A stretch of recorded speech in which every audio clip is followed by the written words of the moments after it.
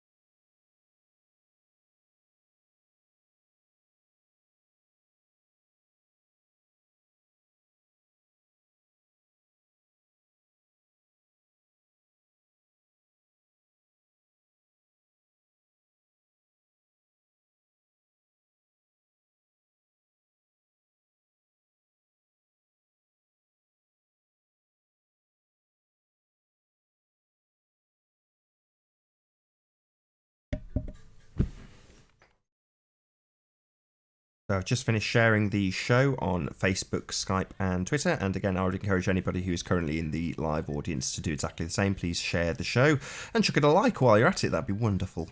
please do so. I'll run through my links and then I'll do a few shout outs to anybody who's currently joined us in the live chat. So if you are new to the channel, be sure to subscribe and hit the bell notification icon to keep up to date with the Flat Earth debate. If you would like to support the channel, there is a super chat that runs alongside the show while it is live. And if you would like to join the debate, there is a link in the info box below this video. With your watch page muted, simply click on that link to join the show and express your views on the shape of the Earth. For the time being, at least, you'd be able to express those views entirely unopposed. So feel free to click that link to join the show live. There are only a couple of rules in the Hangout. The first being, please do not swear. If you do, you will be ejected.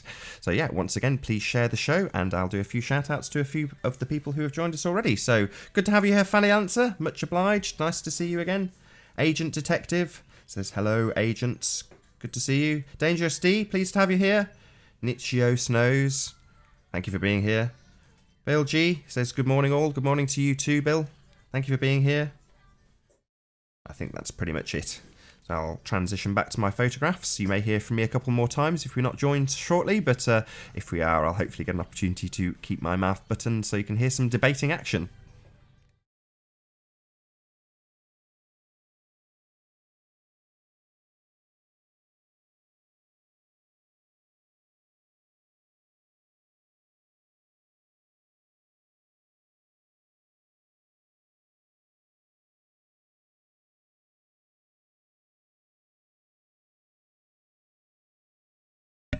If one of you from the chat could just jump on and check that the link works, that'd be brilliant. Don't have to say anything or just make a mic crackly poppy sound just so I can check that it all works. That'd be really amazing. Thank you.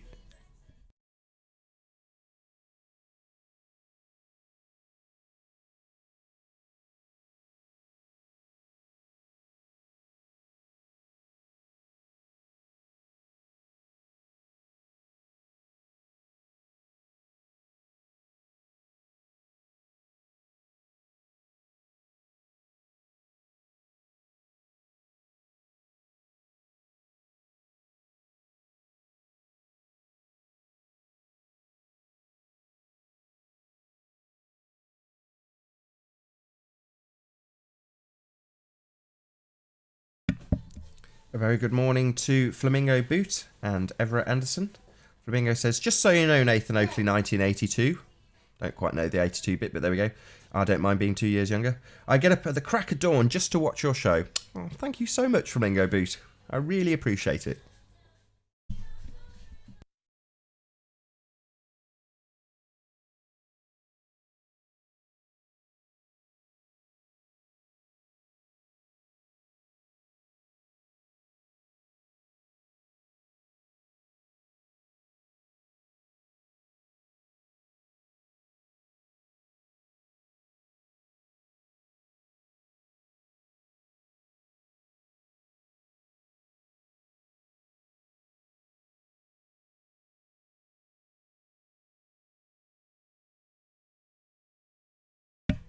Thanks for joining us. Critical Thinking always. So check the link.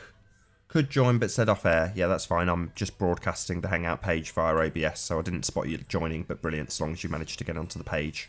Yeah, we'll say off air because the Hangout page I use doesn't actually go out. It doesn't get broadcast. So brilliant. Thank you for that. Critical Thinking always. At least I know the show works.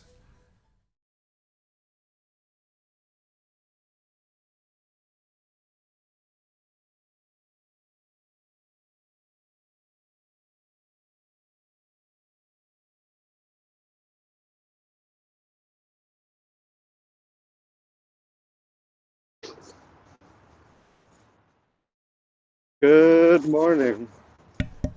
Good morning to you, sir. How you doing? Good, yourself? Not too bad. Who am I speaking with? Let's have a look. Before I came in as Kendall, right now I think I'm on Nichio's. Ah, Nichio Snows. Good to have you here. Where is How we doing? Yeah, very well. No complaints from me. Here, one sec. You've been in loads of these, haven't you? You've been in loads of these, the chat rooms that run alongside these debates. I've seen you in nearly all of them. Oh, you're on mute at the moment.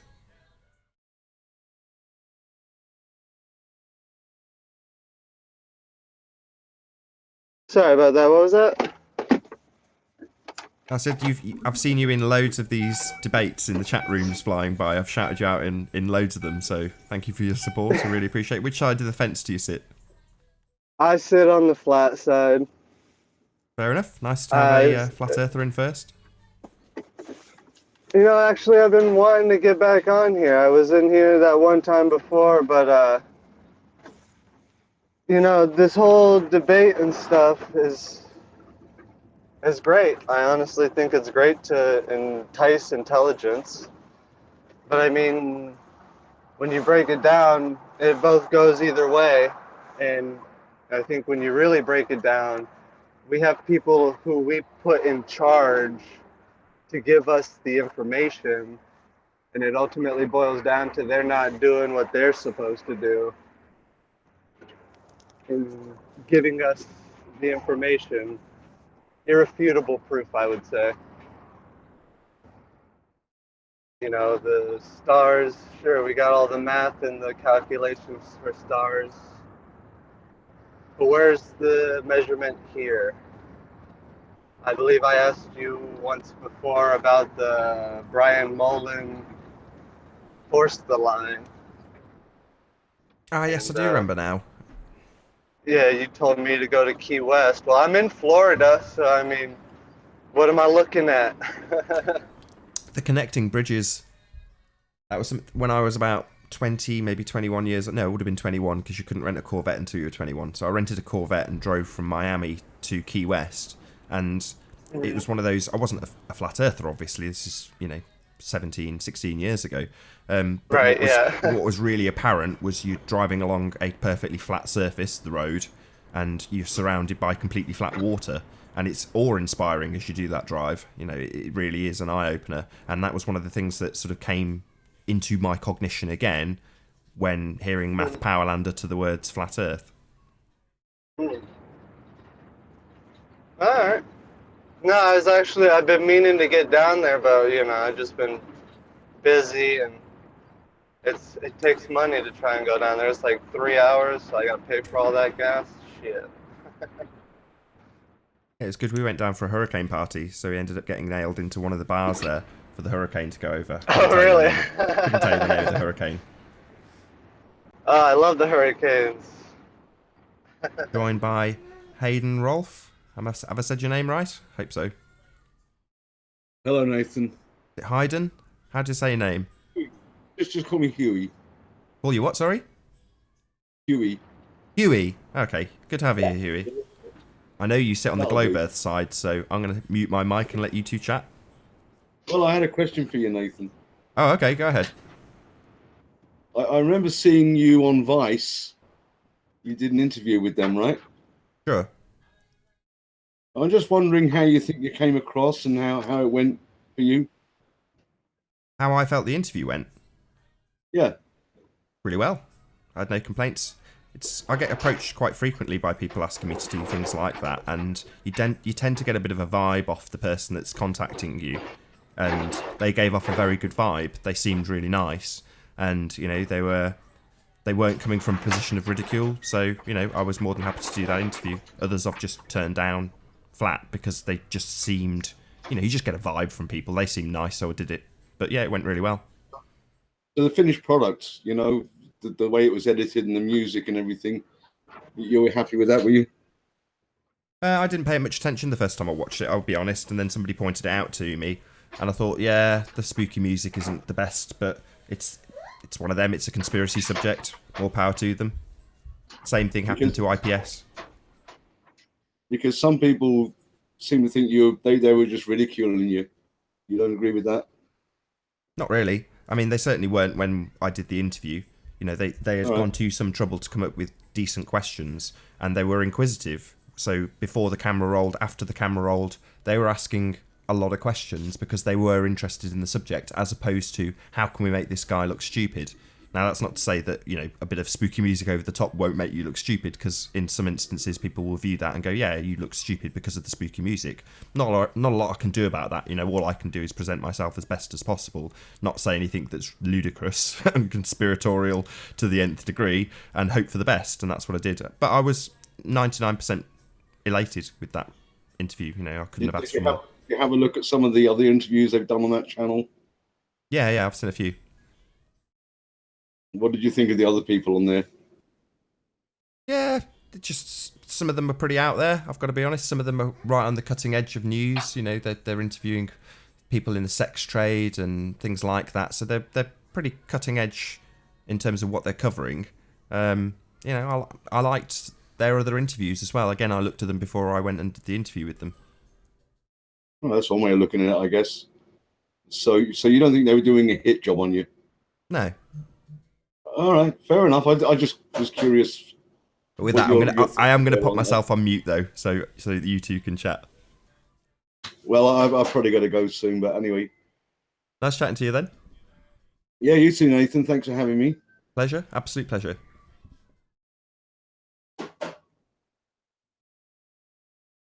Yeah, and I'm probably just gonna be sitting here until things start getting real full. Then I'll butt out and let other people get in. But I get a better connection on the Hangouts than I do on YouTube. So, Oh, okay, yeah. all right, well, later, boss.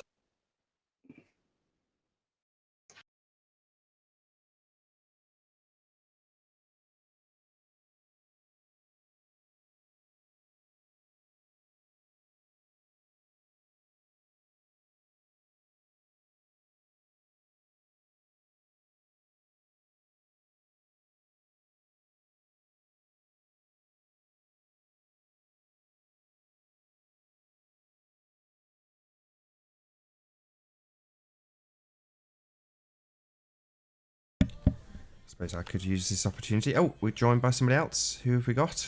Is it Jonathan Roberts? It certainly is, Nathan. Good afternoon, mate. Good to How have are you you? here, Jonathan. Thanks for being here. You're welcome. Pleasure. Yesterday was a bit of a awkward because I had their three are doing some repairs in my area, and it keeps cutting out. However, the good part about it is where they've put their charges up to £35 a month on pay as you go. For the last month, they keep sending me texts every week saying, sorry, we haven't resolved the issue. So I keep phoning them up and saying, well, I'm not prepared to pay £35 because, you know, the internet keeps cutting out or the phone cuts out or something like that. To be honest, it doesn't. I should probably dropping myself in that there. The algorithms, no, they're not going to pick that up.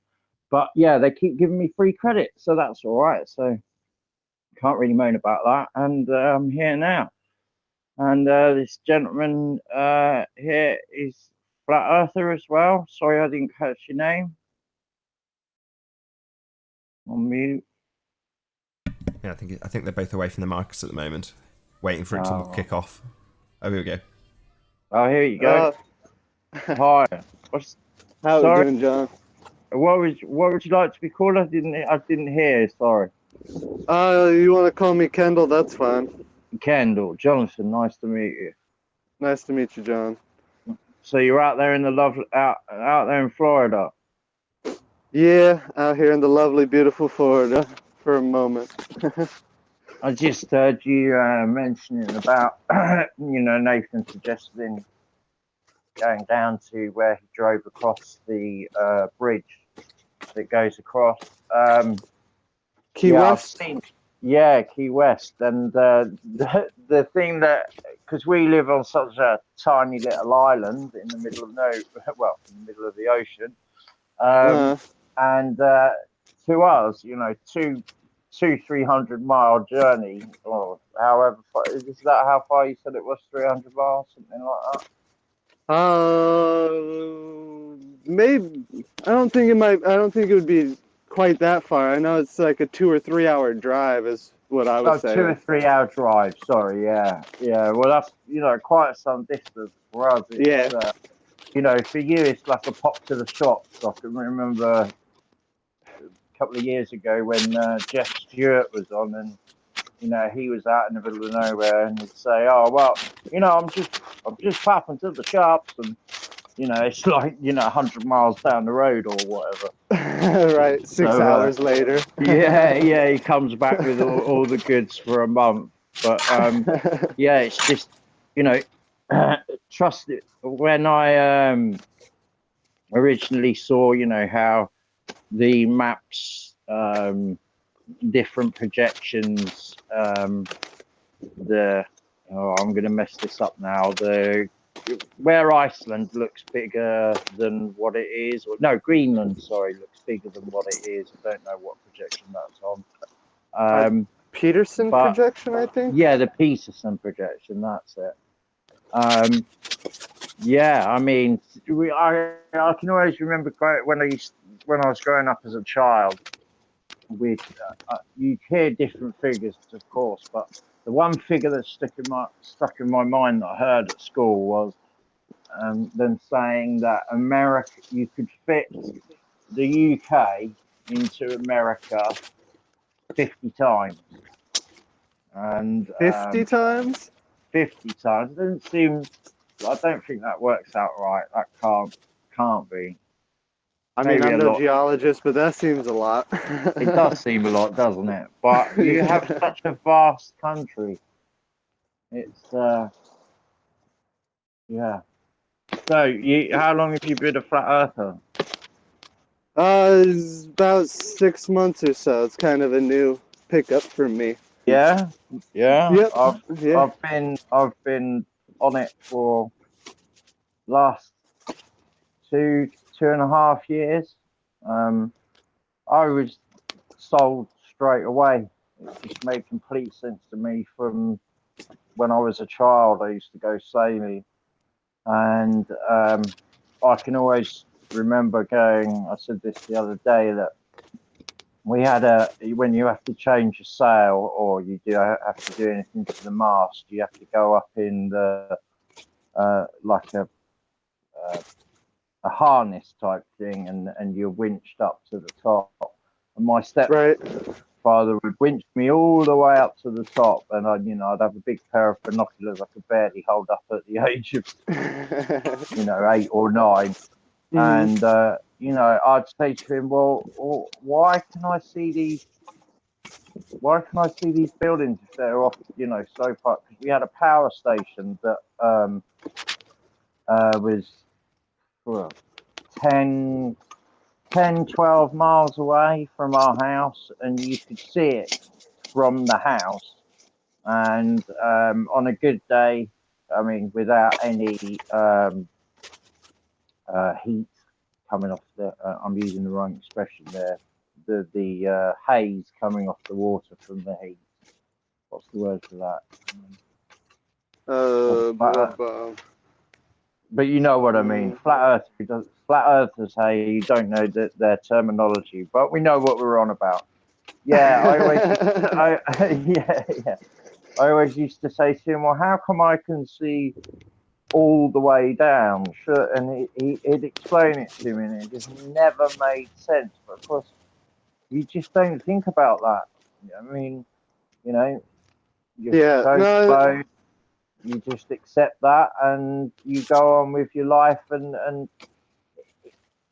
it's just amazing how it hits you, and you just think, oh my god, how did I believe all their nonsense? I mean, if they hadn't have gone, I mean, going on space travel, that brings into question a huge amount of it all, because if they've been lying to us after the Second World War, which makes sense.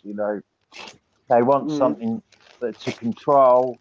So, we're given the Cold War, which I think was complete and utter joke. Just to put fear into people. And am I right in saying it's called the Cold War because it never got hot, and that nobody ever shot anything off? There was never any nuclear attacks or anything like that. It was more of propaganda and things. And then then what do you know? That stops. NASA comes along. It all seems to fit into place. Right. However, I don't have a space rocket, but I don't believe that you can get there either. I think that the I, satellite. I, yeah, I have hangups with that too. The rocket propulsion in space, and Yeah, I'm not a rocket scientist, so I can't really argue about it. no.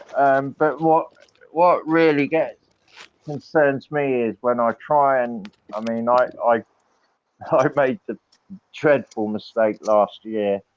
No, sorry, 2 years ago. Of I was fresh onto the flat Earth, and I got back in contact with my one side of my family. My parents had got divorced when I was young and both remarried, but I didn't have a lot of contact with my father and my stepmother. But we got back in contact, and everything was sort of, it was okay. And then I sort of had this hidden, oh Christ, I think the Earth's flat, but I really want to tell them. I want to help save them. I want to, wake them up to this nonsense. And we were sat at the dinner table one day, and I just said, guys, I've got something to say. And okay, yep, go on. And my half sister, and there was some other family members there, and I'd had a few to drink. And I mean, don't get me wrong, I wasn't drunk, but I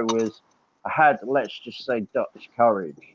And I said, yeah, well, thinking that everybody had heard the term flat earthers, I said, I'm a flat earther. And they looked at me, they went, what? I said, I'm a flat earther. I believe that the earth is flat. Haven't you heard about it?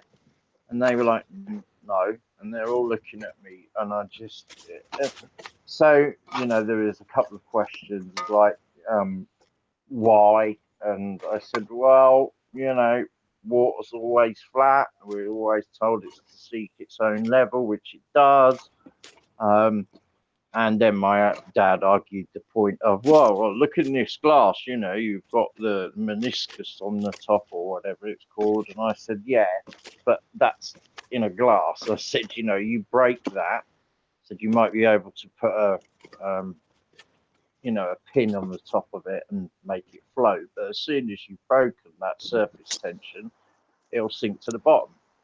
But that doesn't apply to, well, personally, I don't think it applies to huge bodies of water where there's this, magic point where things start to go over the horizon. Do you see it as completely perspective, or is there any part of you that sort of is still like, I'm not too sure, or are you 100% sold? I would say, based on my everyday experience of the reality we live in, they're flat. But then again, the other side does have compelling arguments to refute us. Yep. And Yeah. for lack of better words, I say they use math magic. You know what I Yeah. mean? Mathematicians. Yeah. Yeah. Yeah.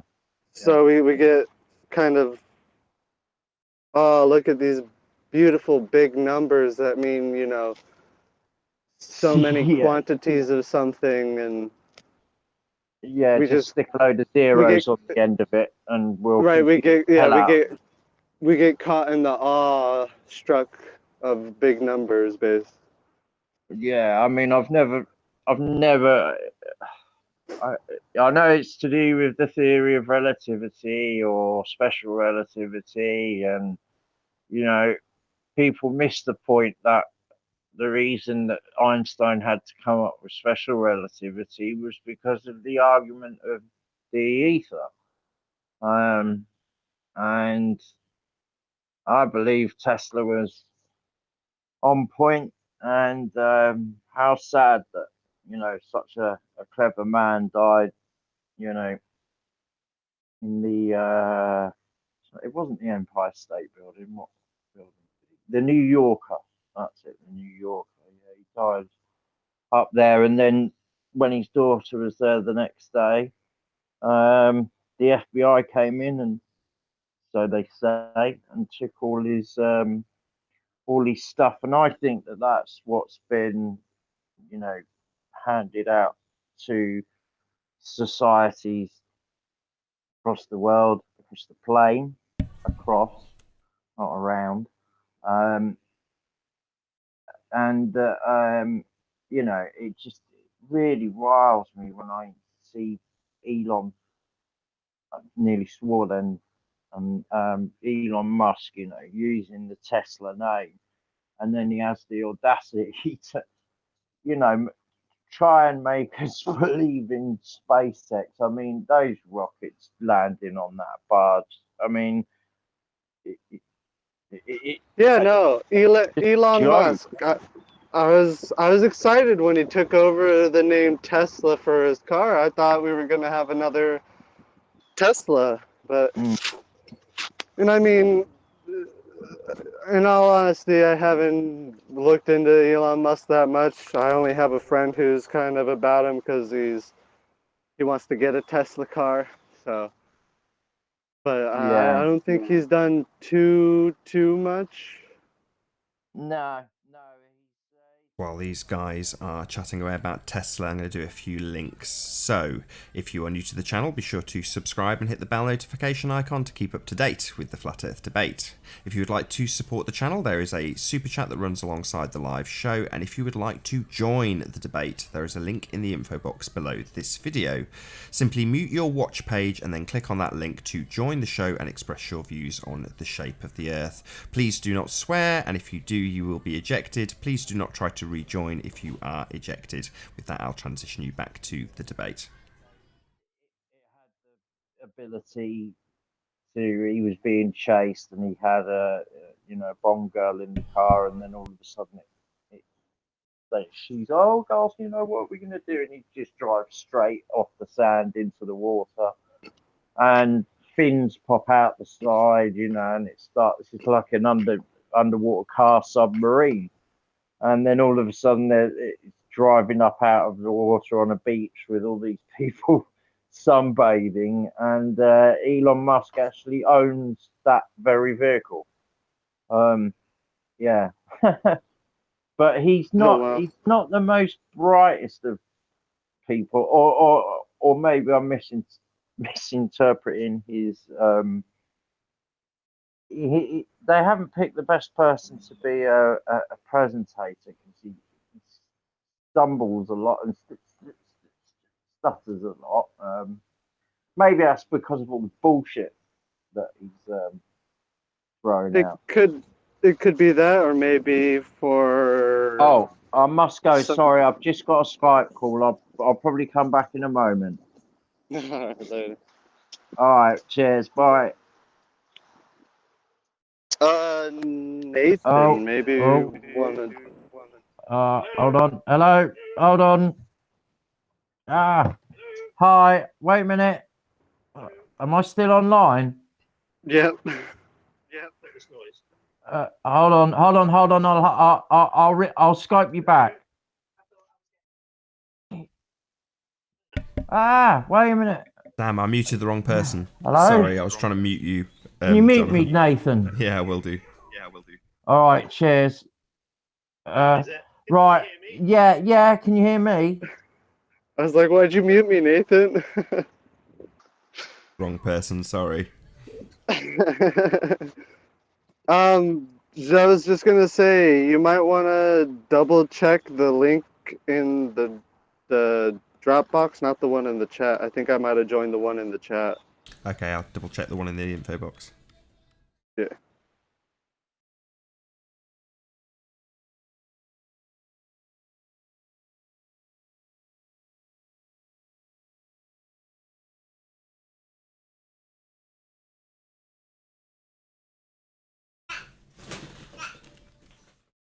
Stuck it in the chat as well. Yeah, I've updated the one in the info box. It seems to, I don't know why, it just seems to revert back to the old one. It doesn't matter how I do it, it just seems to mess up in the chat box. So thanks for noting. I'll just have to do it twice, you know, once the show's running and once 10 minutes later. But there we go, it should all be there now. Gosh darn, this technology never working the way we want it to. Indeed.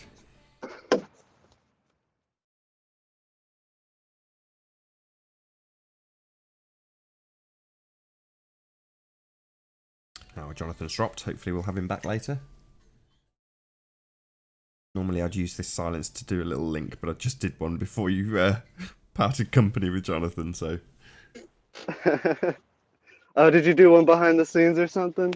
Yeah, I'll try and do them on the like half-hour mark, but if there's like a really riveting conversation going, I won't do them at all, so sometimes an hour elapse and I won't actually do it, I'll just do it in the chat.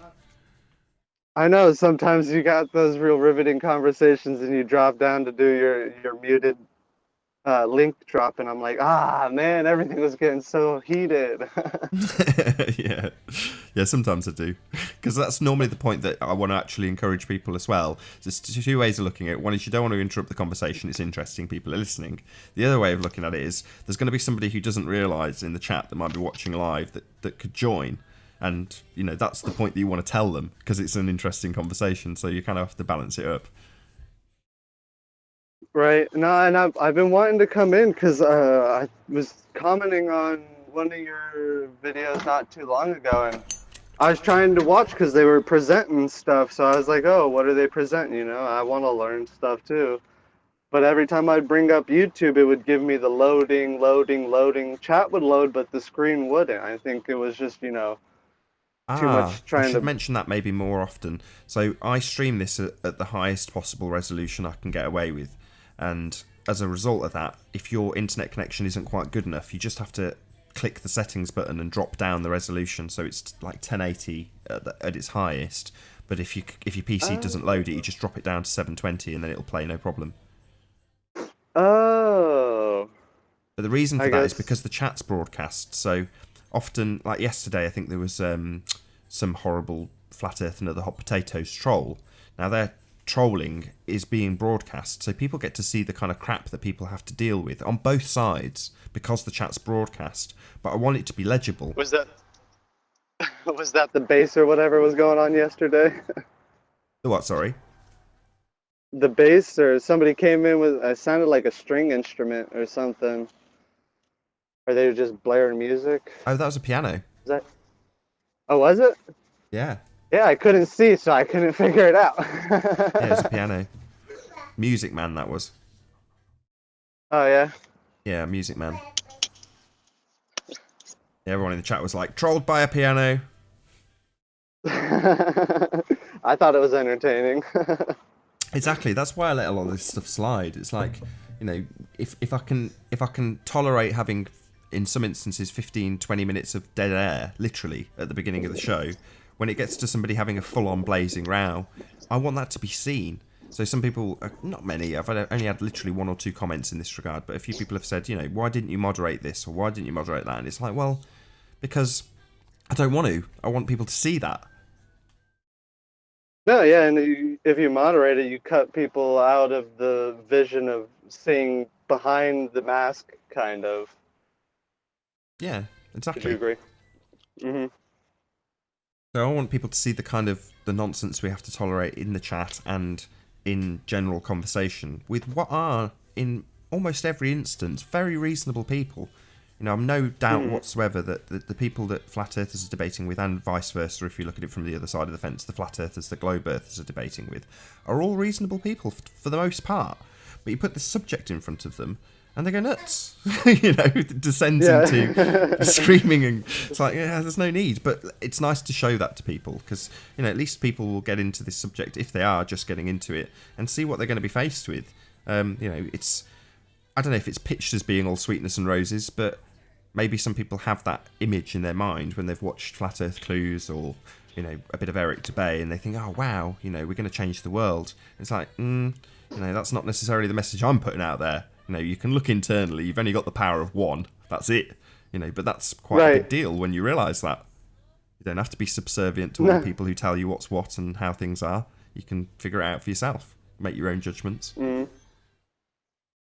Exactly, and I feel like that's what this is more or less about, and it's ultimately, I feel like a giant boost of intelligence to me, because I mean, it gives me all this research matter that I mean, I wouldn't have given two flicks of a feather about before, Oh yeah, we go up into space, it works enough for them, that's good enough for me, but now I it's I don't know, I think it helps.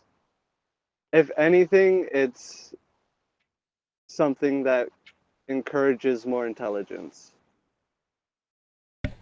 Yeah, absolutely. I can't remember who pointed this up, but they said, I think it might have been Cat Earth, Alex, said, when you're first in a position of debating, they often will make you debate the argument that you're against so that you can strengthen your debating ability against those arguments. And you've got to know those arguments really well in order to debate them.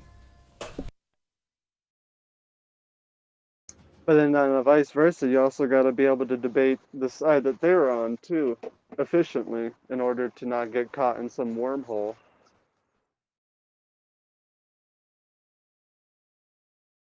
I was stepped away there for a while. Can somebody please confirm what I thought I heard? I thought I heard Jonathan say that Elon Musk isn't very bright. Is that right? Is that what he said? Beats me. No? Did you hear him say that? I can I can. confirm. Sorry, Nathan, did you say something? I said, I can confirm that Jonathan Roberts did indeed say that Elon Musk is not particularly bright. I can confirm this. Jonathan Roberts said that Elon Musk isn't very bright. That's priceless. My goodness gracious. Oh my God.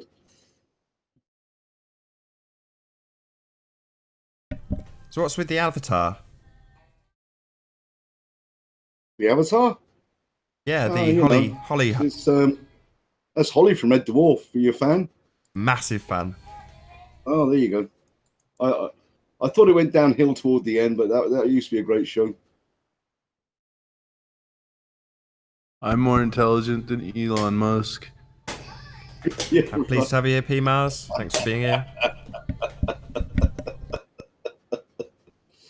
Oh, that was priceless. I wasn't sure that's what he said. That's why I wanted to. Elon Musk is like an actor. He's not really intelligent.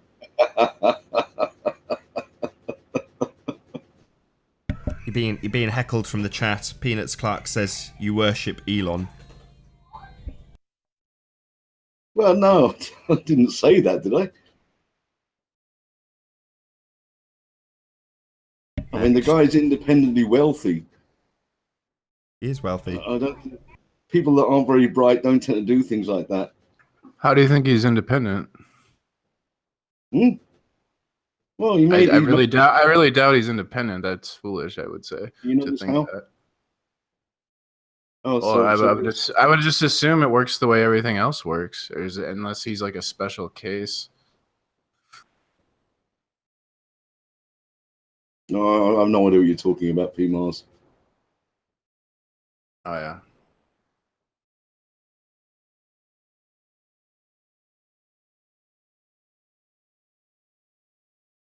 I think he made his money with PayPal, didn't he?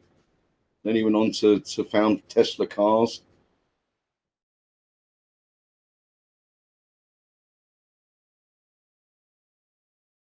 I'll answer you as no one else will. Yes, that's correct. I don't really believe these like rags to riches stories. Well, I don't know if he's rags to riches. He may have came from money, but he's certainly an achiever.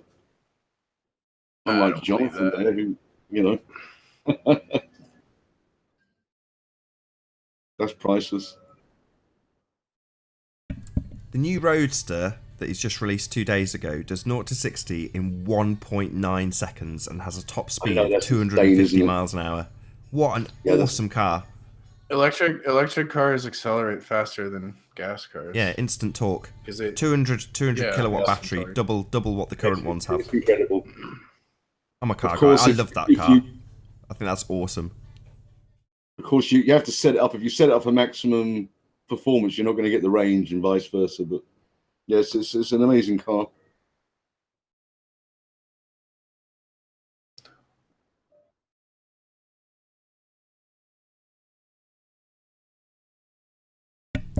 on an unrelated subject, the other thing I read about the other day, literally in the last couple of days, was about the Model 3, which is that in the release, the press release, they were saying that it had a certain amount of redundant technology in it, and upon investigation it transpires that that redundant technology in time will enable the Tesla Model 3 to reach level 4 autonomy. Now, we're currently at about level 2, I think it is, with cars that can reverse themselves and follow in between lanes, overtake cars, things like that, but you have to have a driver that's in charge of that car. Level 4 is literally type into your app, come and get me, Tesla. You get into your car, you have a snooze, it drops you off at work, and then you can even set the car up to go out and be a taxi while you're at work. So totally autonomous driving. That's what the Model 3 is capable of, you know, with software updates and legislation approval and things like that. But yeah, I didn't know it was that cool, but it is. You know, that's going to be an autonomous car. I think they're that far off it. Well, they've got it. Now, could you do it? Could you get busted for drink driving if you were sitting in the thing? Because technically you'd still be in charge, I guess. I don't know.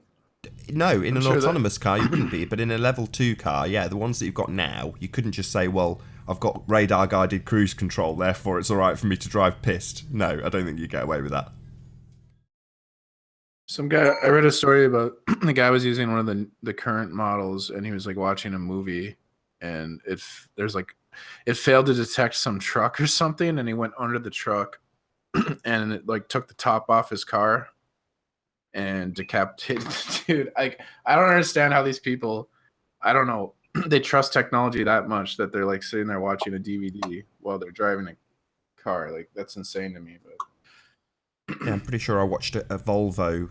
It was a dealership MD or something like that, and he'd got a new XC70 in something similar. I can't remember the exact car. And he basically said, "Yeah, it's got a pedestrian safety system on board. Drive the car at me."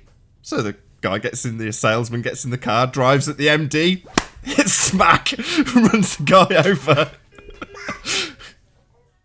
Damn.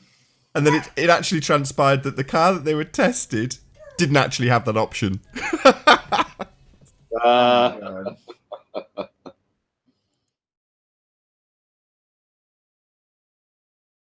Yeah, I don't know, man. Like, I think cars are extremely dangerous. Like, that's the number one cause of death, isn't it? Like, automobile accidents. So I am very like defensive driver, and I don't even really like driving. So I can't imagine like trusting a computer to drive for me. Like, I would never fucking do that. No swearing, please. Did you hear the truck driver yesterday? So he was essentially his line of thought, and in many ways I agree with him. You know, you drive around, the earth seems flat. Yeah, well, it would. You'd expect it to look flat from our perspective. So it's a huge planet.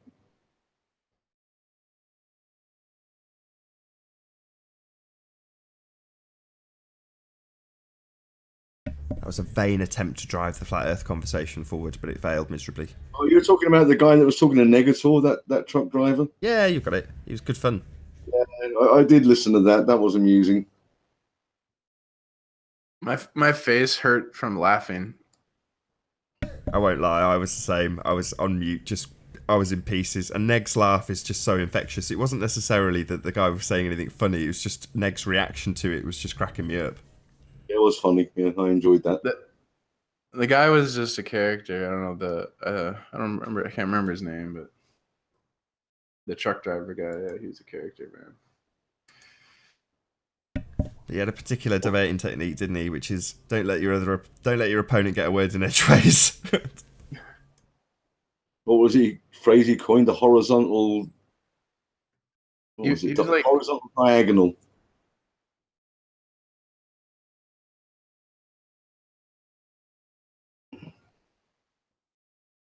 So what's going on with you, Nathan? You seem to be home at the day. Are you working nights, or is your missus working and you're doing the childcare? What's going on?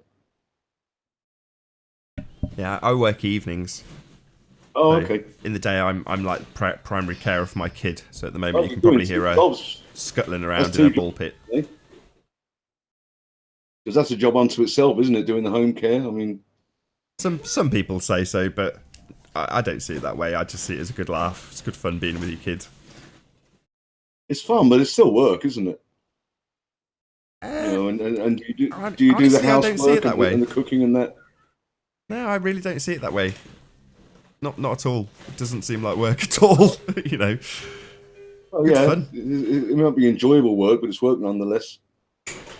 I And do you do the suppose you could look at it that way. I've got to do physical stuff, so yeah, I suppose you could class that as work.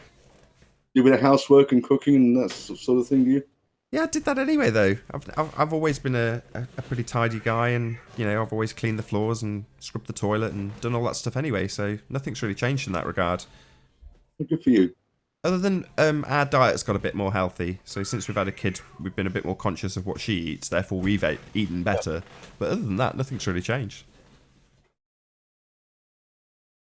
No, good for you. I don't have a problem with the man staying at home and looking after the kid and the woman going out and working. I can't see anything wrong with that at all. Well, it was more out of necessity. So the reason we did it this way was because we didn't want to put our kid into care. Yeah. And that was basically it. So we worked our lives out. We knew it would be of a detriment to our personal life, and it is. You know, I don't get to see my wife anywhere near as much as I'd like to, but it means that, you know, literally when I stop caring for her and go out to work, my wife's then caring for her. So it means that we're raising our kid, and I think that's how it should be. You know, I watch some of these conspiratorial documentaries that point out the life that people had in the 40s and 50s, when women weren't going out to work and a man could earn enough money with one salary for the woman to be the primary carer. And I think that was a better way of being. You introduce an extra 50% of people into the workforce, and suddenly you're going to have people having, you know, there's more workers, therefore you're going to have less salaries. So it's not surprising that we've now reached the point where it's evened out and 2 salaries is enough to keep a house going, which is sad, you know, because then the kids Sorry, you go on, Pete. Women didn't really think this equal rights thing ahead, did they, Nathan? I was saying, because you're saying about how, like, yeah, now both people are in the workforce and no one's at home, and the kids get looked after by like the television or a nanny or just the school, and there's like less interaction, less parenting going on, and that's not good. Yeah, more power to you, Nathan. Say again? Like in the 70s, there was a term like the latchkey kids. Like they were the kids that would go home and they'd have a key to get let in because they'd go be home alone when they got home from school. Their parents would be working. Yeah, that was me. I was a latchkey kid. So my folks, I'm not knocking this in any way, but, you know, my folks were very, very good parents. But by the same token, you know, they both worked, they owned their own business. Therefore, I went to school on the train, came home with my key, let myself in. But yeah, when you look into like who was funding the women's liberation movement and their women's right, it was like Rockefeller, and they were just doing that to like more taxpayers in the workforce. And I think also they like did it to break apart families too. So it's an easy way to look into Bernaysian programming, isn't it? Yeah, it's one of the best examples, I think. Yeah, I agree. It's pretty easy to see how they've done it where the parents aren't involved as much anymore. It's obvious. It spans into other things like smoking as well, didn't it? They had their torches of, what was it, torches of freedom? Yeah, that was in like that was like one of the first things Bernays did. Was he like, whenever there's like a revolution, they like tie like sexual stuff into liberation and revolution. Like when they had the women in the 60s were burning their bras and stuff. And like if you study history and revolutions, there's always like sex involved in it. And so what he did was he said like basically a cigarette was a phallic symbol, and like he made like these women who were protesting for the right to vote, women's suffrage. He made them all, like during one of their famous protests, take out a cigarette and start smoking. And it kind of like overnight changed. There used to be a taboo where it wasn't considered ladylike to smoke, so that like only really men were smoking. But yeah, because of this, they tied it into the women's suffrage movement and the right to vote. Then smoking became like a sign of like equal rights and liberty for women. And yeah, overnight he changed a taboo and increased the market share for the cigarette companies who paid him to do it. So it's pretty interesting, yeah, I think.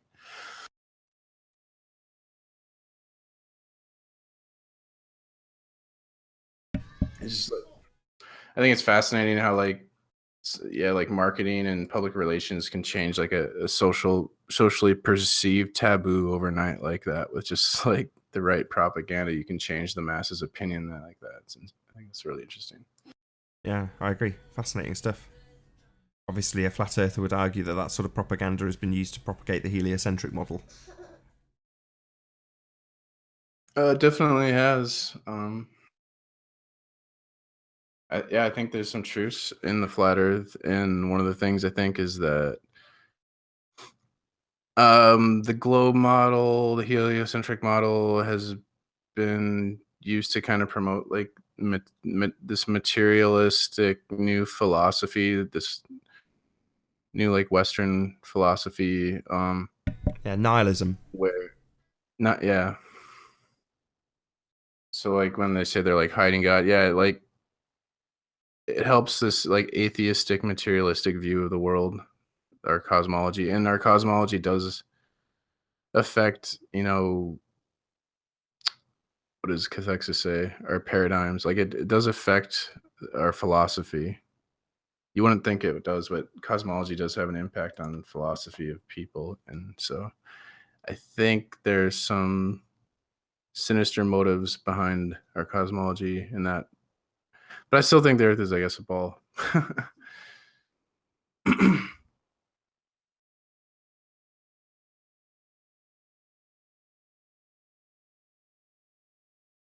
But yeah, like I think a lot of things in science, they're not necessarily about fact. They're about like a political agenda. Like I think like Darwin's theory of evolution is like a really good example of that. What agenda would that be supporting? Like Thomas Malthus and like this whole idea of evolution, they apply it to like social evolution, and like the rich people justify their oppression of the poor because they're more highly evolved. That's why they're like pushing this evolution shit. I can see why it would cause them to think that. But, I mean, I hope they would know that they're not any more evolved than we are. Well, But I mean, then again, they're like eugenics freaks, like, so they believe in oh, these that's like right. they believe in like bloodlines, and like there's like the 13 Illuminati bloodlines, and yeah, they really believe. That's why it's like stupid for like people like Jim Panda to just go give his ancestry data over on the internet to like the people that are eugenics freaks. It's like, hello. And Jet Skeptic Media did that too. I don't think these people are really thinking very like. Are you talking about like the ancestry.com thing or whatever? Yeah, dude, like they used to, like, the kings and queens in the past used to like send people around to question like the peasants about their ancestral information and shit. Like, and now they've just handed over for free. It's hilarious. These people don't study history. Like, I'm also one of those people, so it's very easy to get me in a loophole that I don't understand. That's why I don't want to talk about it so much.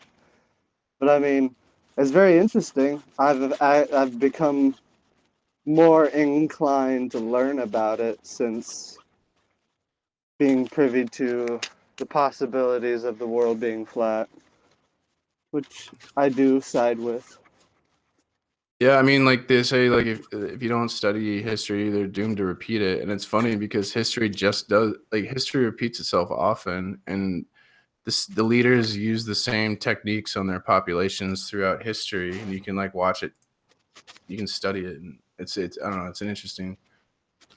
Right. I think history is pretty interesting. Although it's like it's hard to really know the history. It's like like history is kind of a debated topic, right? But Well, I mean, isn't the definition it's a story or an accounting of events? yeah, like when you study history, like at college level, like there's no set history. Like it's debated on like what happened, and people have different theories and stuff. And I don't know. It's pretty, I like the alternative history, like the alternative ideas of history and stuff. So Because it's not already laid out in the lines, right? yeah, like I was reading about what is it? The Civil War when they fought at Gettysburg. Like that was one of the most famous battles. And if you read about Gettysburg, it totally seems like a fake battle, like because General Custard orders his men to like do a bad strategical move. Like he has his men fight uphill for one, which is like bad, and they were just in a horrible position, and he basically ordered his men into a battle like they had no chance to winning. And it's not like he was a bad general, because he had displayed in like really good sense of generalship and leadership and strategy in past battles. And then when it comes to Gettysburg, it's weird as like the South just lost on purpose or something. Like, I don't know, because when you think about like how these military wars are staged and stuff, we know now about like, you know, Bay of Pigs and 9/11, and we know now that like our military leaders knew about Pearl Harbor but wanted it to happen so they could get an excuse to go to war. So I don't know.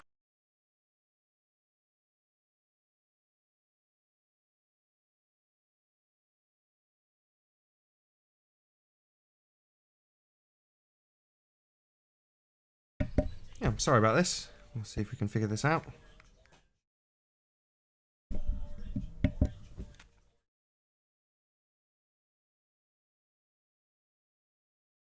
Typically, I just went in to find out why the link had vanished for the third time in the info box, and this was the end result. So give me a few minutes and I'll figure it out.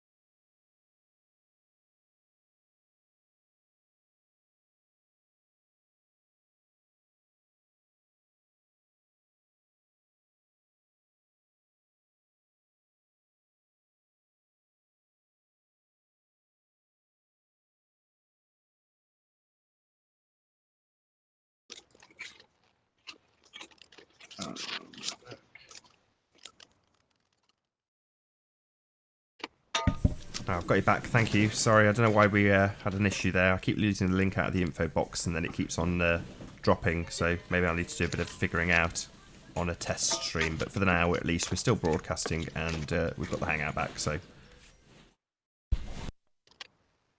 Your computer's breaking, Nathan.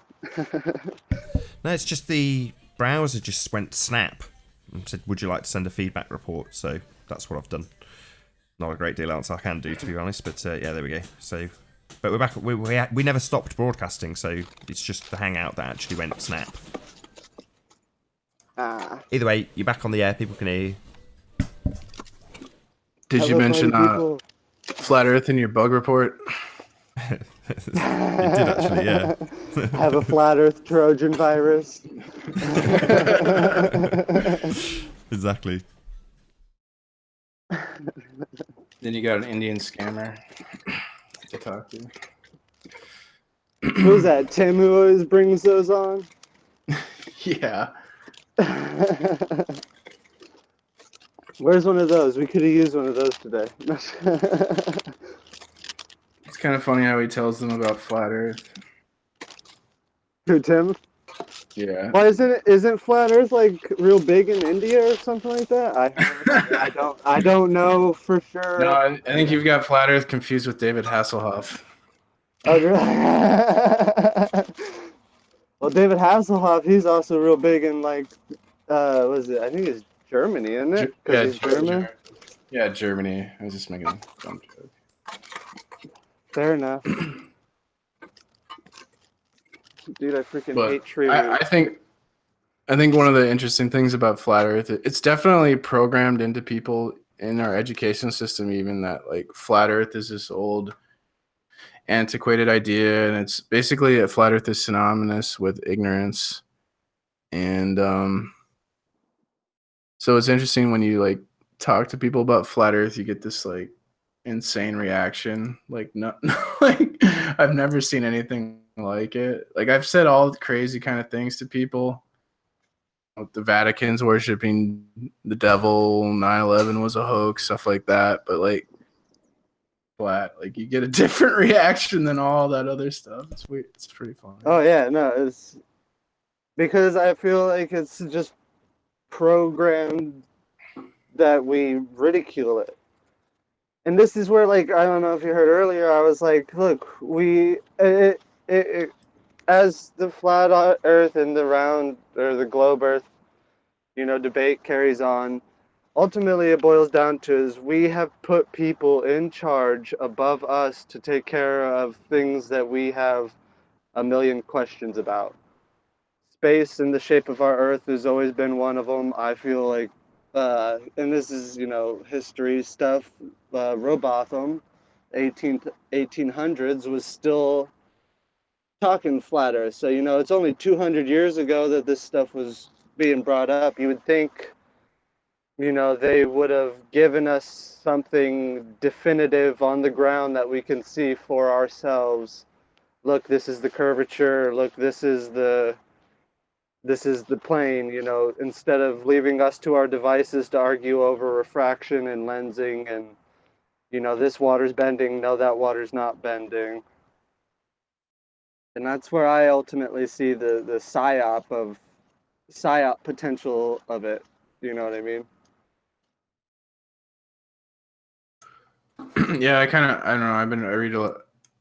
I read a lot about propaganda, and like I don't think anything is grassroots anymore. Like when I was doing podcasts years ago, because I think like the alternative media is just as controlled as the mainstream. So like any like new idea, whether it's like flat Earth or like aliens coming to visit us, I don't think it's like grassroots. I think these ideas are all these groups and stuff are being created by, I think, secret societies and shit. Or excuse my French. Well, that would be the flat Earth argument, wouldn't it? That yeah, the whole thing has been created by secret occult, and we're left as basically prisoners. If I'm not, oh, am I gone? No, Oh, you're no. here. Yeah. We're here as like prisoners, We're the serving populace, if you will.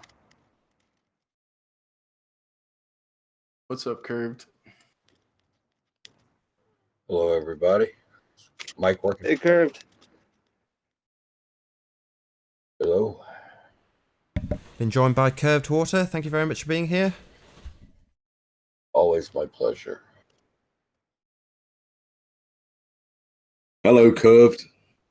Hey, Huey. How you doing, man? Good. I saw you on the panel here when I turned it on, and it reminded me. Oh, I'm gonna get out of here, guys. I got a boss calling. You've got to be kidding me. Wow. Reminded you of what? The question. Oh, okay, yeah. Oh, well, we're done now.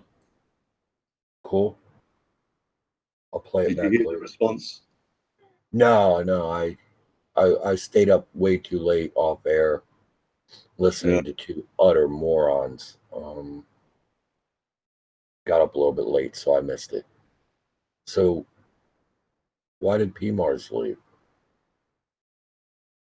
The hell?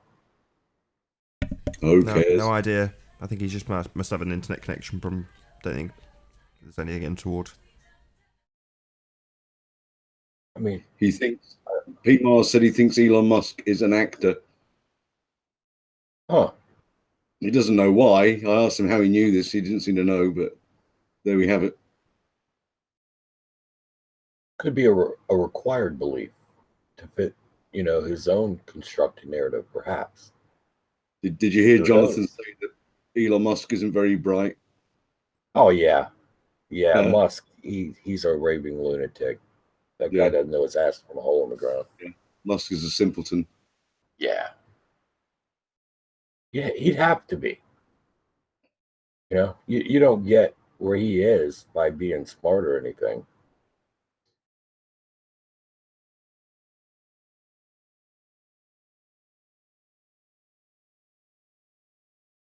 Anyway, I got the new computer up and running. Haven't spoken to you on it since. So this is the first time I've spoken to you on this brand new Awesome. machine, which is very nice. Very Yeah, good. I'm really pleased with it. Very nice. Did I drop out or get booted? Well, if you got booted, you wouldn't have been able to rejoin. Fair enough, curved. Fair enough. Anything This else? this Retina display is just spectacular. Yeah, I'm a little very jealous about that. You should be. Got to get me some. But I'm not stupid like Elon Musk, so I can't afford things like that. Yeah, there you go. Oh, I thought, is it Nichios? Is that how you say your name, dude?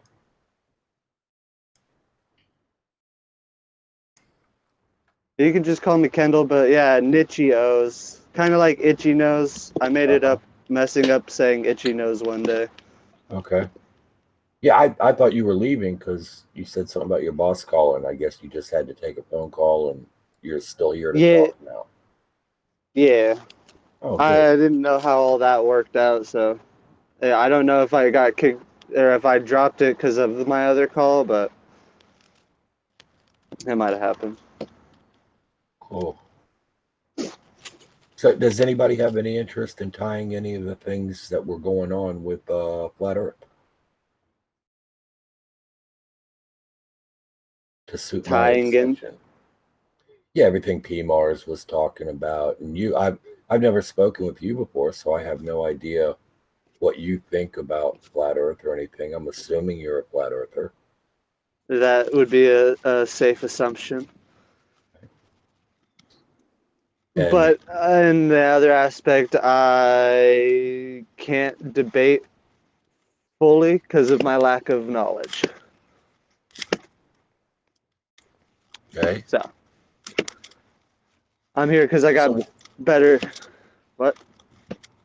so why do you think the Earth is flat then if you're basing it on a lack of knowledge? I'm basing it on the experience of my everyday reality. Uh-huh. And you think that's sufficient? Like what kinds of Uh, experience for are we me, talking? yeah. My So experience of the 360-degree bubble that I live in, that is my reality. 360 in what regard?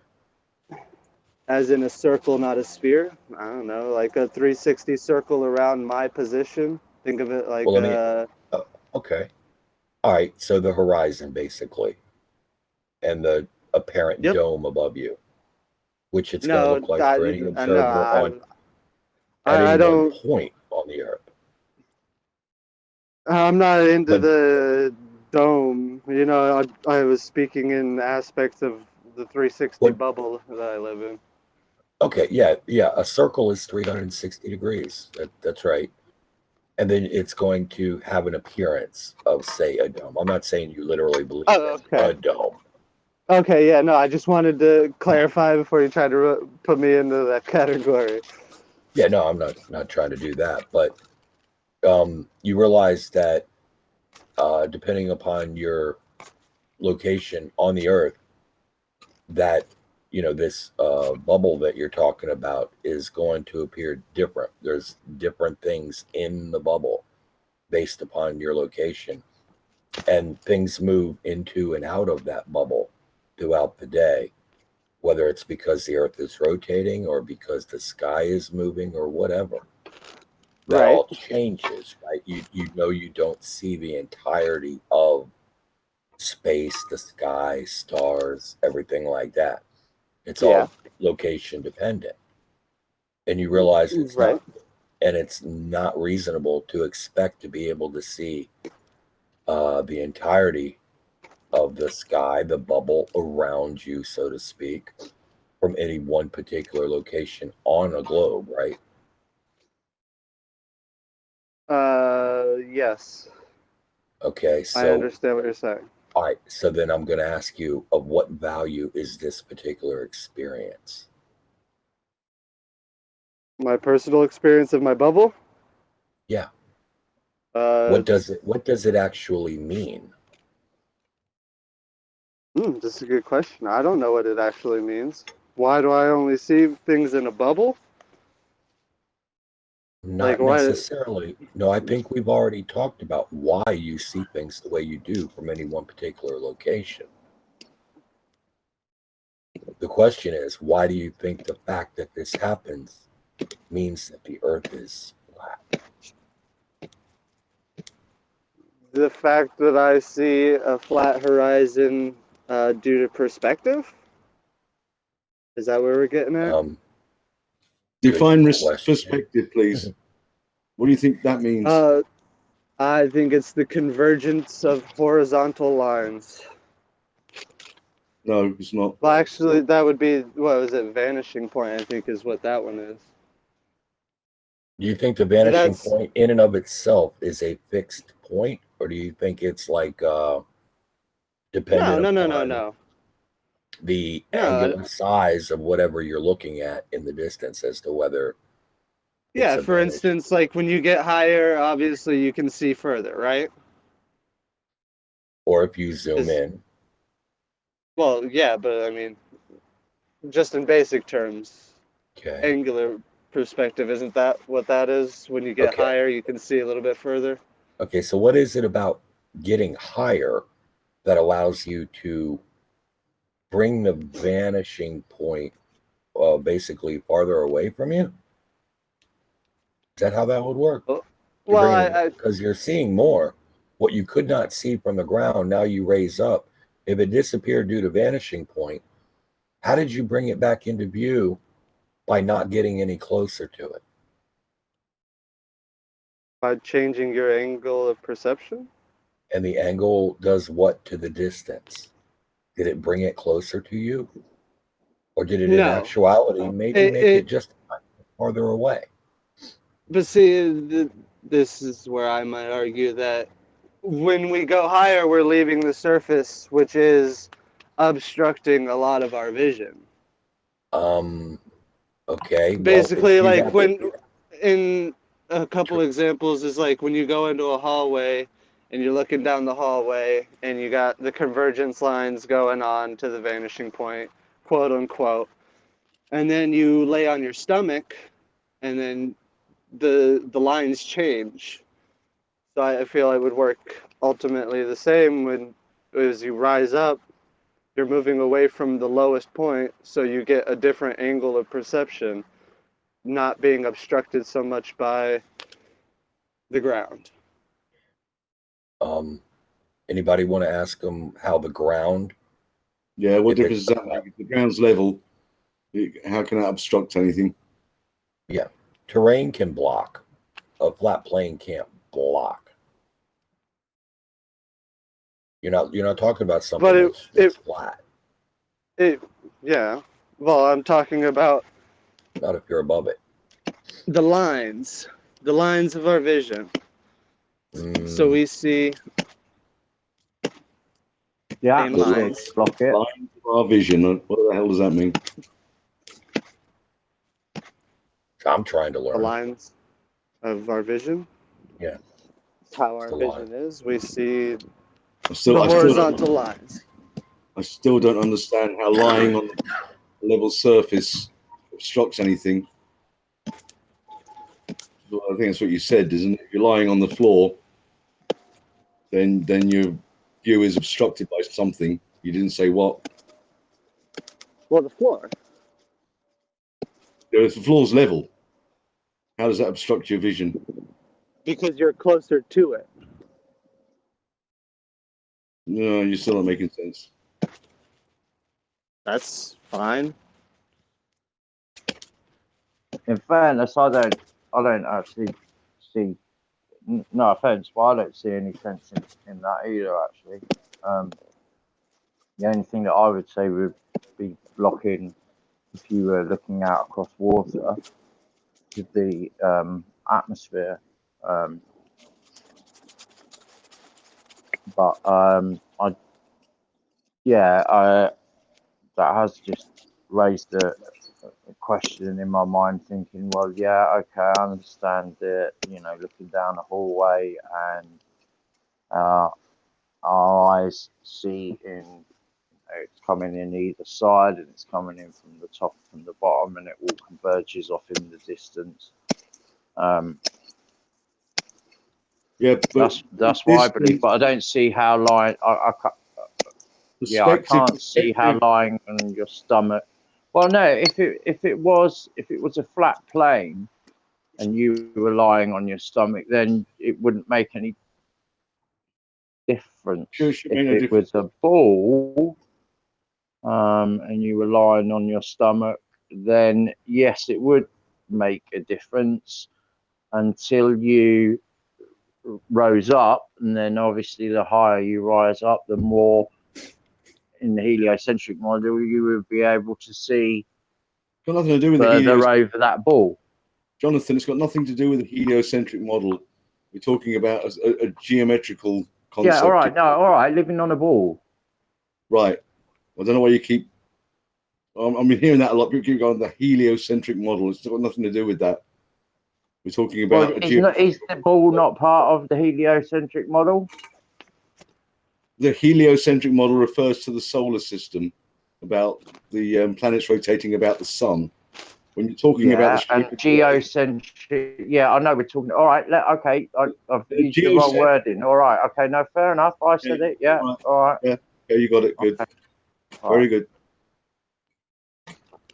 But perspective means that as an object gets farther away, it appears smaller, but it appears uniformly smaller. It doesn't disappear from the bottom upwards, which is what we do see. Well, what you mean? Like, say, if we've got a load of telegraph poles in a dead straight line, and you're looking off into the distance, and they do appear to disappear from. If you're on the land, you got terrain to deal with. It's possible that the terrain. Well, no, all right. I'm saying if the terrain is flat. Okay. I'm saying if the terrain is flat. Well, let's. Railway. They don't take into consideration the curvature of the Earth when they build railways. They do, a left and right axis, but they don't do an up and down axis. To eliminate any confusion with terrain, etc., and other things that might muddy the waters, let's talk about an aircraft. It goes over your head. Yeah. And it looks big. And then as it gets farther into the distance, it starts getting smaller. It doesn't disappear from the bottom up.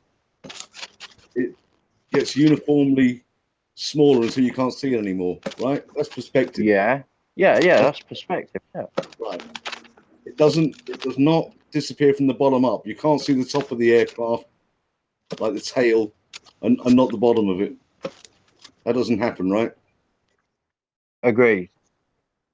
So what about if you're on a ship and you're sailing out into the ocean and you're looking at a city? Mm-hmm. We see the buildings disappear from the bottom up. Yeah. So that's not perspective, is it? Causing that to matter of opinion. Not opinion, it's fact. That's what we see. Cheat up from the field. All right. So what about all these? What about all the tests where people have done shots across? Let's use the Joshua New Wiki photograph. Sorry? I know that have you seen the Joshua Nowicki photograph where he takes a picture of the Chicago skyline? The man the next day says, "What you're looking at here is a mirage," and it's clearly not a mirage. Clearly is. Well, It is, because it's distorted. And you can't normally see that much of the city, Jonathan. This is an anomaly caused by the atmospheric refraction. You don't go over there where he was and see this every day. Sometimes no, you can't see it every day. Yeah, it depends on whether there's so many variables that have to be taken into consideration. Okay, but what you don't have is any situation where you go over there where he was to take any of these images and you just see all of the city of Chicago down basically to street level. That doesn't happen. See, the refraction is the anomaly. That's the rarity. Obstruction, major obstruction, is the norm. If you say so. Well, you can't show me otherwise, can you? No, I can't. I'm sat in my bedroom here now. No, I can't show you otherwise. So you just want to believe what you want to believe, and damn the evidence.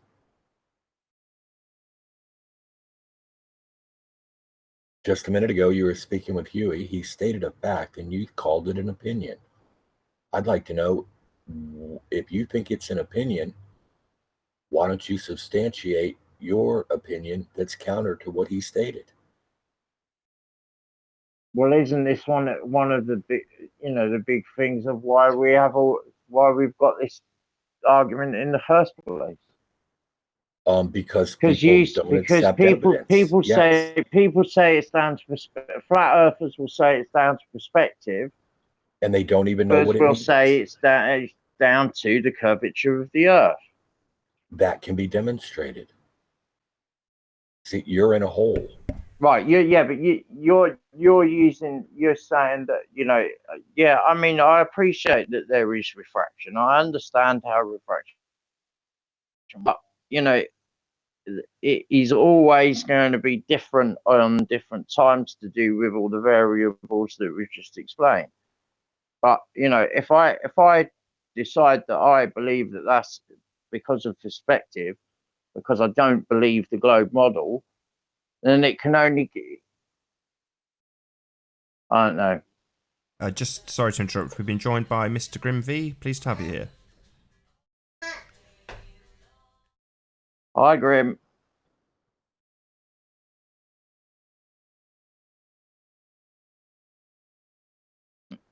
Oh, he's got a bifter.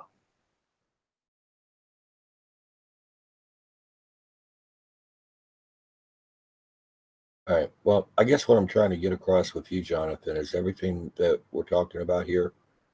You seem to be displaying an extremely strange way of thinking about these things, forming your opinions. The logical processes appear to be broken.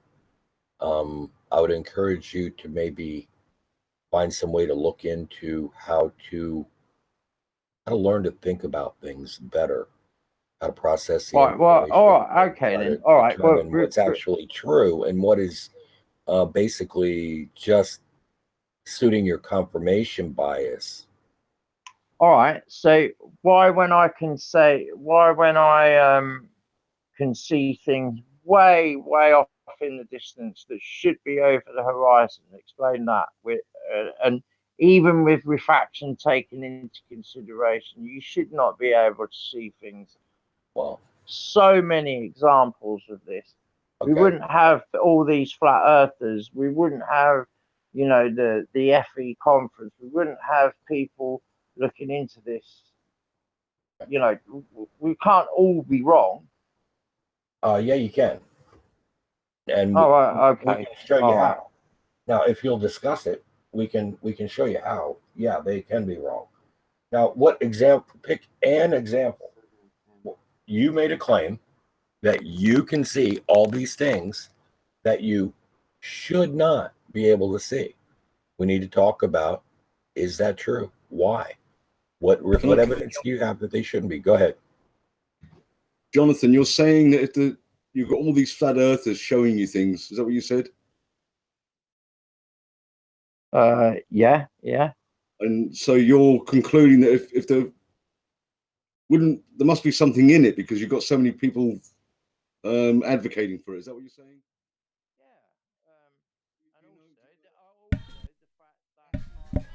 So I'm going to do a quick plug as we have got about half an hour left on this live stream. So if you are new to the channel, be sure to subscribe and hit the bell notification icon to keep up to date with the Flat Earth debate. If you would like to support this channel, there is a super chat that runs alongside the show while it is live. And if you would like to join the debate with your watch page muted, so the page you are currently looking at on mute, simply click on the link in the info box below this video to join the debate and express your views on the shape of the Earth. There are only a couple of rules in the Hangout. Number 1, please do not swear. Number 2, if you are ejected for swearing, please do not try to rejoin the show using sock accounts. If you've not done so already, please share the show on social media, and with that I will transition you back to the main action.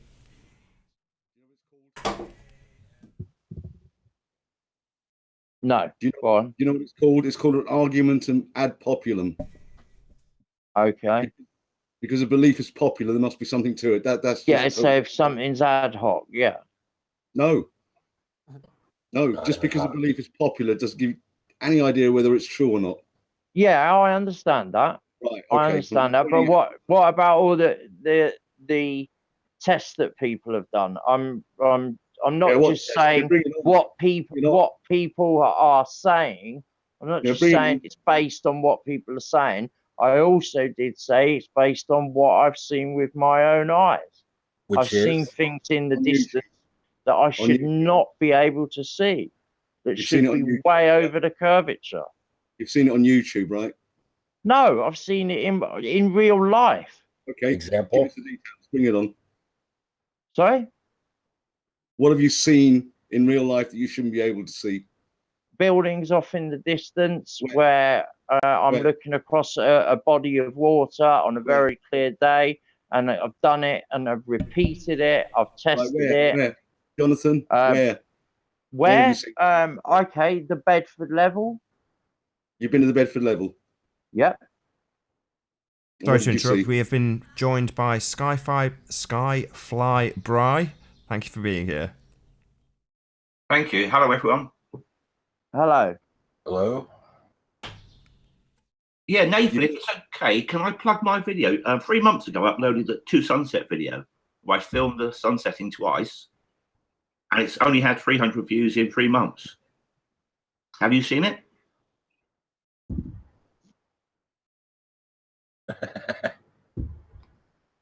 Has anyone seen it? No. No, I filmed the sun setting twice. I may have seen it. I don't. How did you do that? When you zoom in on it, the aperture, the automatic exposure of the camera adjusts properly so that it makes it look like it comes up off the water, when in fact it's just the sun shrinks because of the aperture. It's all about your camera. That's not what you were seeing. A different angle on this. No, yeah. I'm actually a pilot. I saw a video like that.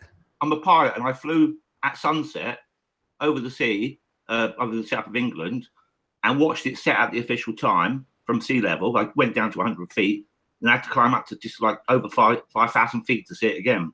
Oh, never mind. This is a different video for sure. Yeah, I've got a 16-minute video.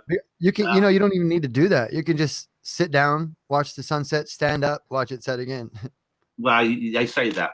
That's No, I've done that. So I mean, because it takes. You can do that from the UK. It takes about 3 minutes and 20 seconds for the sun to actually completely set. So if you were laying down, it doesn't take you 3 minutes and 20 seconds to stand up. So you couldn't physically do that. No, I've physically done that. Even at the equator, it's 2 minutes. Yeah, I've literally done that where I lay down, watch the sunset, and stand back up and watch the sunset again. Yeah, it's probably hidden right here behind in California. What you're watching, the ground. No, but I done it based on the official sunset by date and time. Anyway, if you have a back chat, Nathan, I'll whack a link in there and you can post it in the chat if you like. Yeah, no problem. Stick it in the side chat for the internal chat, and I'll swipe it. I'll even stick it in the info box below the video. Well, thanks, Sam. So Huey's gone, but I think Grim, you both were asking me the same thing. You know, just saying, is this from what I've seen, just on YouTube videos, or is it something that I've actually experienced myself by going and seeing things off in the distance that should be way over the curvature? And the answer is yes, I've gone and done it myself, and I've been to the Bedford level, and I've seen the first time that I saw it was years ago when it was brought up on Eric DeBay's 200 proofs. But then, you know, I thought, well, okay, you know, I haven't seen that with my own two eyes. So I went to the Bedford level, and you can quite clearly see Welney Bridge off in the distance. You can even see there's in winter, there's further off, I think it's maybe 3/4 of a mile after the bridge there, there's a lake that freezes over and people ice skate on it. And I went there in winter with my father, and we could clearly see with his telescope that there were people skating on the, you know, and they should have been well over the curvature. You should not have been able to see them. So the answer is yes, I have seen it with my own eyes. How far away was the lake where they were skating? So 6, maybe 7.25 miles. 7.25. And where were you? Elevation wise? Where was I? 7.25 miles away. Elevation above the water. Elevation. Ice, as the case may be. We were 4 feet off from the water. How did you get 4 feet off from the water? In a boat. You were in a boat. We had a dinghy, and we also had a canoe. You had a dinghy and a canoe in the ice of the canal. No. We had a dinghy. I've said that I've been there twice. The lake was frozen. People were skating on the frozen lake, and you were in the not frozen canal. Is that what I'm hearing? No. In the restaurant above the lake.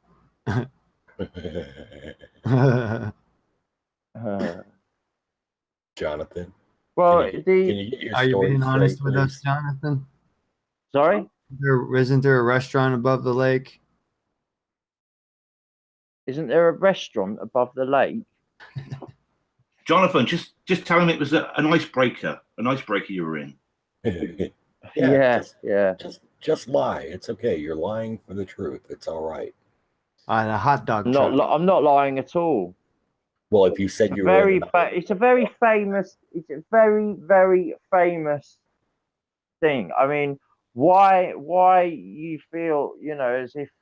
Jonathan, I'm asking you why you're trying to tell me you were 4 foot above the water, which would have been, I guess, frozen, in a canoe or a dinghy on the ice of the canal, looking at skaters that were 7.25 miles away on a frozen lake. The time that I was there in a boat was not when it was frozen. Then why did you bring that up? When you saw the skaters, the time that I was there when it was frozen was when I was on the bridge, and our elevation was higher. However, even with that taken into consideration, we should not have been able to see the skaters. Well, how do you know that, Jonathan? You know, people don't want to put 7 together. miles. Sure, you should. People don't want to listen to an Oh, yeah, audio it jig would. puzzle when you're talking. Right. So 7 miles at 8 inches per mile squared. If That's that's the right. measurements for the Yeah, globe, from yeah, from right, the horizon and line, the not the line of elevation, sight. and the elevation that From the we line of were at, sight, not the we horizon should line. not have been able to see those people. Jonathan, I think you're another one of those that are confused about the 8 inches square per mile, the Well, horizon why line don't you and the please line of explain sight. it to me then? You're- Go on, because explain you it guys to are me. taking it from the horizon line, saying, "See, there's not 8 inches square per mile of curvature from the horizon line, but I mean from the horizon line, and there's not supposed to be. It's from the line of sight that there's 8 inches square per mile. Per mile. So you guys are you're misrepresenting a formula by starting from the wrong line, the wrong beginning point. Of course, it's going to be wrong. See, hey, Jonathan, one thing about the curvature, you need If you to go to measure a understand. car, do you start at the front door of the car and measure to the back, or do you start at the front of the car? I was just trying to make a relevant point. Sorry, go ahead, man. I'm done. Yeah, people, I'm Jonathan. going to say goodbye. I'm off for my dinner now. I'll see you all later. Thanks, then. I see. All right, bye. All right, Jonathan, on this, your Yeah, go on. Your elevation affects the distance to the horizon.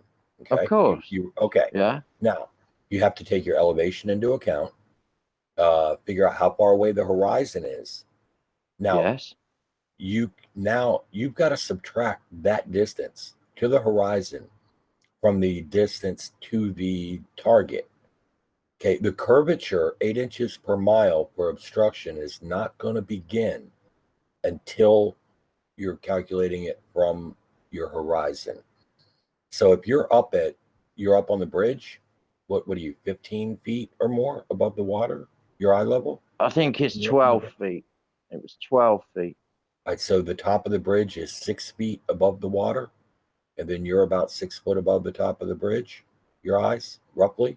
No, because we put the camera down on the level of the bridge. So I'm saying 12 feet from the surface of the water to the bridge. All right, so you have to calculate the distance to the horizon from your 12 feet, and then you can begin to use the 8 inches per mile squared to calculate the obstruction from the horizon distance. Yes, which was all done.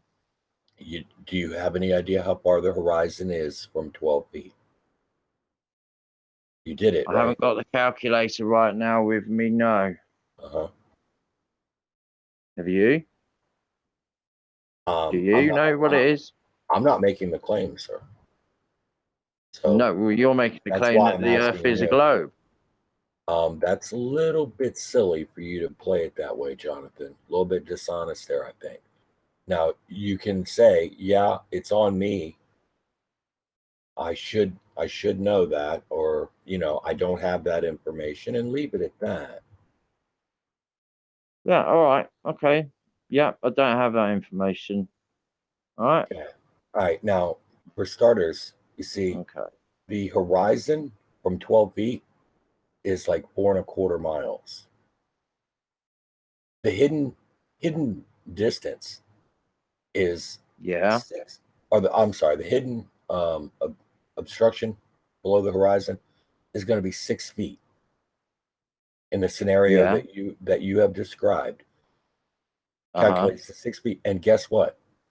That's not even including refraction.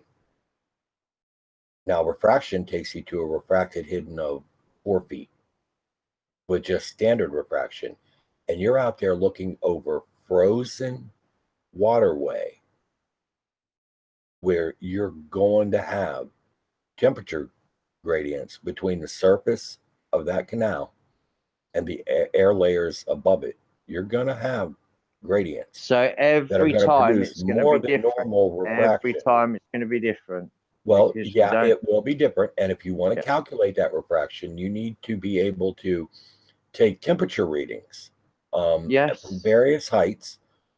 Like we've just said, all the different variables. Sure, if you want to calculate it. But just to give you an example, even without refraction, you're looking at 6 feet, which is absolutely nothing. Using the numbers that you've given to see these skaters. Now, a 6 foot tall skater is not even hidden from you.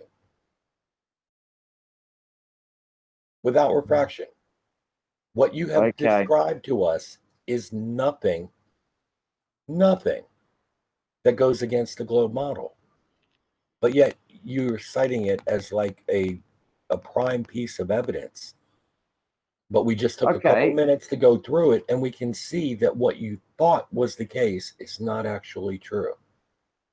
In Is your that opinion. no, not in my opinion, dude. No, that's You for got real, to man. stop that. That's No, like- yeah, but you that didn't. is You don't know what the you don't know what the temperatures were that Dude, I'm day. not using the temperature. I'm We don't- telling we you, don't without need to. refraction, you got jack all. Yeah, there's not even as much distance there that you would have necessary to not see a skater with zero refraction, is what he's trying to say.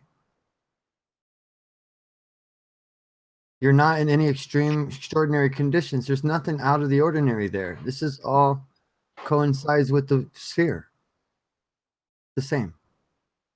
You'd have to be 43, 44 miles away and have a tower that you know the height of, so you could do an actual measurement or representation, not, I don't see, I see 2 inches of somebody. I'm standing well above the line where I'd be able to see well past 7 miles. If you're standing high enough to see well past 7 miles, why are you surprised that you've seen 7 miles? I don't get that either. No one ever said you couldn't see. That's a flat earth fallacy that you can only see 3 miles. It depends on how high you stand up as to how far you can see. Yeah. There's I understand magical vanishing point from your vision. Light curves or something like only in one direction, always down and away. Never the other way. It's always down and away. It's almost like you believe in gravitational lensing or something more than even the Glovers do. Which No, I would don't be, believe in gravity. Full stop. So. well, yeah, but see, get my point there now. Why that was Slightly. important Yeah. for me to mention. If you don't believe in gravity, then why do you always believe in gravitational lensing? All right. Who said gravitational lensing? I haven't mentioned that. Well, if you're saying that it looks round because it's the way your vision looks, it's because of the vision. You're trying to make an argument for gravitational lensing and you don't even know it. Because it's chromatic refraction, like we say, and it can go up too, and that's why you can see further. It works both ways, depending on different temperatures. Okay, and so layers of have you seen between the the observer and curvature test target. have you seen the curvature test that Jeranism is proposing to do? Oh, I've seen those guys lie so many times that I don't need to look. No, to I'm them not for asking anything you else. that. I said, have you seen No. the The thing is details when of you right? No, yes, oh, I have. okay. I have, and like I said. Oh, you So have. yes, I have. What, And you've they're seen the liars. Those latest? guys don't know how to represent. Yeah, like I You've said. seen the latest Clowns tell you that video he twinkle put stars out. videos are real. Same Jaron guys. Jaron has just set flat that out up liars. where it cannot show the results that would indicate the globe. You do realize that, right? Yes, I've looked Sorry? at it. I've seen his latest video.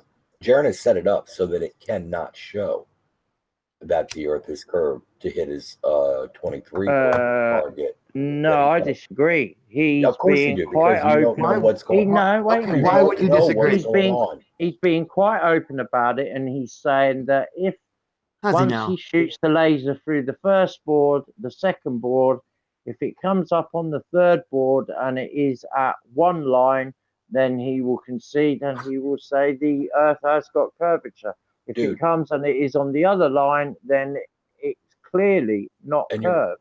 You're dodging my point here because you don't understand it. He set it up in such a way that it cannot hit. I'm going to do one final link before this show rounds out in about 10 minutes time. So if you did want to join the show to do any last minute trolling or express your views on the shape of the Earth, now is going to be your opportunity to do exactly that. So simply click on the link in the info box below this video to join the show live. There are only a couple of rules in the Hangout. Please do not swear. If you do, you'll be ejected, and please do not try to rejoin the show if you have been ejected. So don't use sock accounts to try and get back on the show. You will be warmly welcomed back on the next show if you are ejected.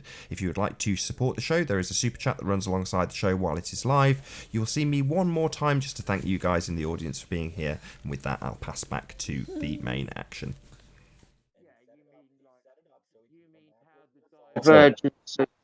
No, the laser will get no. wider at the other end. Is that what No. you're saying? We know that. Or am I That's not what. Yes, you're misinterpreting. That's not what I'm saying. I never implied anything about the divergence, other than the fact that if the Earth is curved, the way he set it up, the light from the laser can only reach the bar target because of divergence, and he is blocking that light that would have a chance to reach, even if it's. I mean, it's not going to be strong enough to really see. I forget the name of the Dozens of thing that they put on the end of the laser that a reducer some kind or of something. A collimator. What? A collimator. Yeah. Something to focus and try to keep the beam tighter. And it doesn't matter. He's not pointing the laser at the 23-foot mark at the end.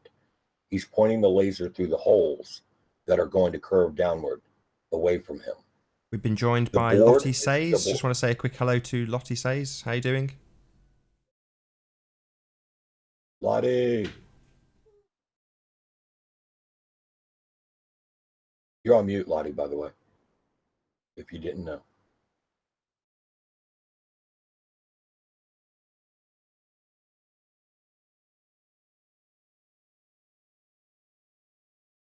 Can you say us a quick hello, please, Lottie?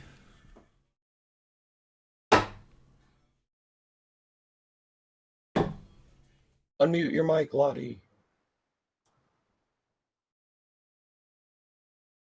So you believe that Jeranism and the whole Globebusters team, they're all lying, yeah? I said he has set this up in a way that cannot show the intended results. 100% liars. Oh, sorry. I thought I heard you say earlier that you've heard those guys lie before. Are you talking to me or are you talking to Grim? Right, because I'm not shying away from that statement at all. Those clowns talking about twinkly star videos. I was talking to the wrong people. Yeah, no, the twinkly star videos. That I agree with you there. The twinkly star so videos. You don't say. So you also say that they're liars then? No, I'm not saying they're liars. If you agree with me, then you say that. They have come on and they have said that is. Bob from Globebusters came on and said, no, that is wrong, because even with his own telescope, it is where they are just misfocused, not focused correctly. He said you can get exactly the same effect with a precision telescope. It's what? Yeah. So they're out of focus, and they came on and they said that. And they just leave their videos up anyway? And they just leave their old videos up and get more views on the same bullshit? Weird, I don't think that those videos are still there. Are they? Yes, they're all over the place. Well, they might be mirrored, but I don't think they're on their channels. Come on, man. Go look. Well, why don't you go look? What are you asking me for? Because it ain't my leader. And it doesn't represent me. There isn't no leader, representing mate. you. There's no leaders. That ain't my culture and heritage. Yeah, that's what I'm saying. Ain't my heritage. There ain't no leaders, mate. Yeah, sure there are. Where do you think you got any of those flat earth ideas in the first place? From your leaders.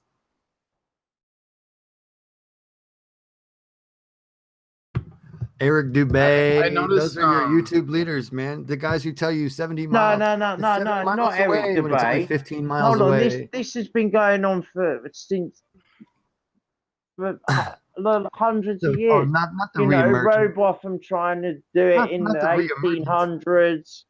Come on, I've had my thumb on the pulse of YouTube for a while, and then not the re-emergence. The re-emergence of flat Earth is just recent. I think it's 4 years tops.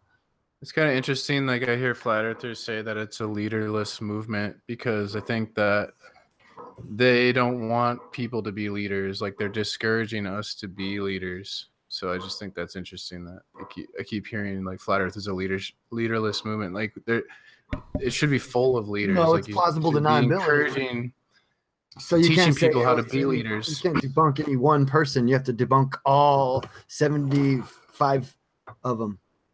Just so you know, we've got about 5 minutes left on this show, guys. Just so you know, about 5 minutes left. All right. All 75 of us. Yeah. All right, so, Jonathan, why do you think Adjournism set the test up the way that he did here? Maybe we can finish talking about that. Do you understand the test? Yeah, I understand it the way it's been presented. I don't.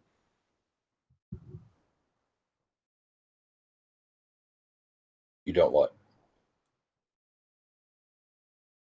Well, I don't have any other way of checking it for myself. Okay, so what about the way it's been presented makes you think that this is a good way to go about this? Well, if the beam is going to appear on the 24-foot line, is it 24? Then the Earth is curved. If it's on the 15, then it's not. What part Or the of, other way around, sorry. What part of the beam is not going to be able to hit the 23-foot line because his boards that he's drilling his holes through are going to block it? Anything going in line with that 23-foot line is going to be blocked by the boards because of how he's drilling his holes. They're going to curve backwards. Oh, I'm sorry, Nitchy. I never met you before. I didn't mean to step all over you on that one. I thought we were. I don't even. Yeah, go ahead. Yeah, Anyways, let Kendall say what he's going to say. Anyways, yeah, the holes in the board. Obviously, if he's got holes bored through it, it can only go through a certain area. But at the same aspect, if it doesn't hit in the last board, then obviously it's curved. Now we can argue on his That's not what he set up. honesty. You don't see the problem there? Right, but you don't see him claiming inconclusive because the light did not hit the board at 23 feet as it should have, so therefore the Earth is not curved like they say, and he will declare that a victory. Inconclusive is what you're saying? Inconclusive. It didn't do what the globe said it should do, therefore the Earth is flat. We know. Right, but in the same aspect, if he goes in that aspect with it, then it shows all of us what kind of person. Well, hopefully, it shows everybody what kind of person he is, and they have enough critical thought to think through it like that. Right, but you don't think he's already shown what kind of person he is, and that his followers don't really care? They don't see that. Yeah, it's like 40 grit sandpaper. And they think that they're the smoothest shit, you know? They don't realize there's smoother sandpaper.